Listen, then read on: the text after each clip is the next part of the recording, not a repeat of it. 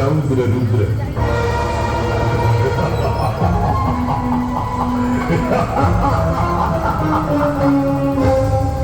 ഒരിക്കൽ ത്രേതായുഗത്തിൽ കുംഭകർണന്റെ ഭാര്യ ഒരു പുത്രന് ജന്മം നൽകി. പ്രപഞ്ചം വിറപ്പിച്ചുകൊണ്ട് ഉടലെടുത്ത അവന്റെ നാമം ഭീമാസുരൻ.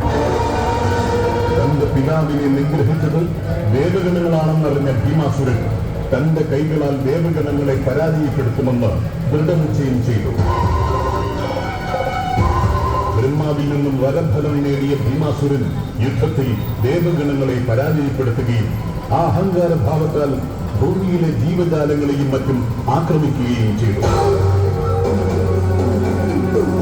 തുടർന്ന് ഭൂമിയിലെ ശിവപാർവതി ഭക്തനായ കാമരൂപേഷൻ ആരാധിച്ചിരുന്ന ശിവപാർവതി വിഗ്രഹത്തെ തന്റെ വാളിനാൽ ഉന്മൂലനം ചെയ്യാൻ ഒരുങ്ങി.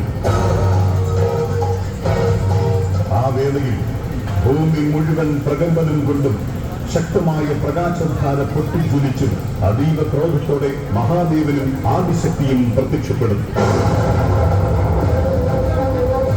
നേത്രങ്ങളിൽ നിന്നും തീജ്വാലകൾ പ്രതിബിംബിക്കുന്ന വാളും കയ്യിലേന്തിയ മഹാരൗദ്രനെയും പ്രപഞ്ചം നനഞ്ഞുമാറ വിധം ക്രോധത്തോടെ അലറി വിളിക്കുന്ന ആദിശക്തിയെയും കണ്ട് ഭീമാസുരൻ ഒരു നിമിഷം നടന്നു. തുടർന്ന് യുദ്ധത്തിനൊരുങ്ങിയ ഭീമാസുരൻ കോപിതനായ രൗദ്രരുദ്രന്റെ വാളിനാൽ വധിക്കപ്പെടുകയും ചെയ്യും.